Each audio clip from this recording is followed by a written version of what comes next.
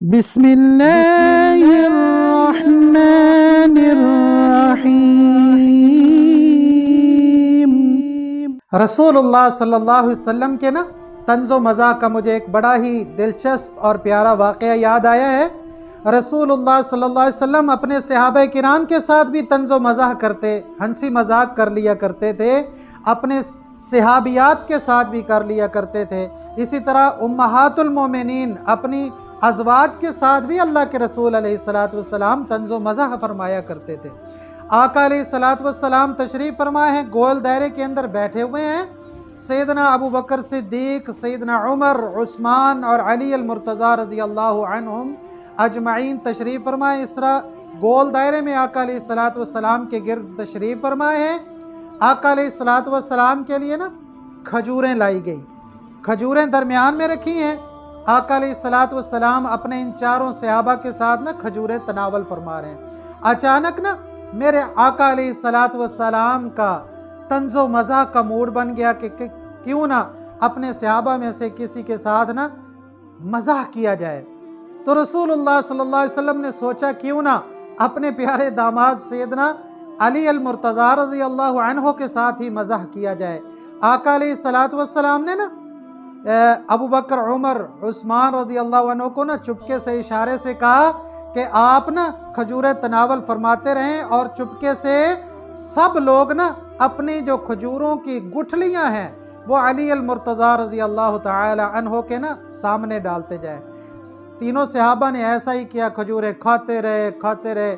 آقا علیہ السلام بھی اور باقی تینوں لوگ بھی، سیدنا ابو بکر، عمر اور عثمان، تینوں نے جو ہے اپنی گٹھلیاں، کھائی جانے والی کھجوروں کی گٹھلیاں اٹھا کر سیدنا علی المرتضی رضی اللہ عنہ کے سامنے ڈالتے رہے چپکے سے ہیں۔ اچانک رسول اللہ صلی اللہ علیہ وسلم نے فرمایا کہ اچھا اے میرے صحابہ، ایک بات تو مجھے بتاؤ، آج ہم دیکھتے ہیں کہ ہم پانچوں میں سے کس نے سب سے زیادہ کھجوریں کھائی ہیں، ذرا آج ہم دیکھتے ہیں۔ کہتے جب اللہ کے رسول نے یہ بات فرمائی سیدنا عمر رضی اللہ عنہ فرمانے لگے جی حضور، ہمیں دیکھنا چاہیے کہ کھجوریں کون زیادہ کھا گیا ہے۔ آقا علیہ السلام نے فرمایا کہ اس بات کا اندازہ ایسے لگے گا، ہم دیکھتے ہیں کہ سب سے زیادہ گٹھلیاں کس کے سامنے ہیں۔ جس کے سامنے سب سے زیادہ گٹھلیاں ہوں گی وہ سب سے زیادہ کھجوریں کھانے والا شخص ہوگا۔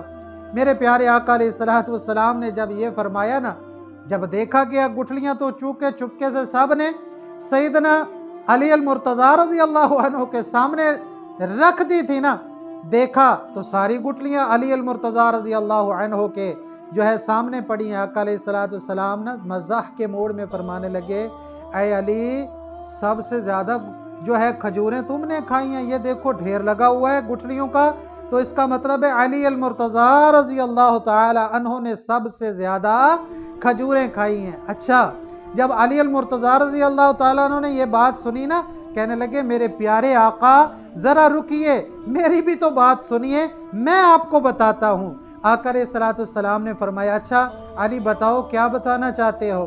تو رسول اللہ صلی اللہ علیہ وسلم کو سیدنا علی المرتضی کی یہاں پر جو ہے ذہانت دیکھیے، قربان جاؤں سیدنا علی المرتضی رضی اللہ تعالی عنہ کی عظمت پر، ان کی ذہانت پر۔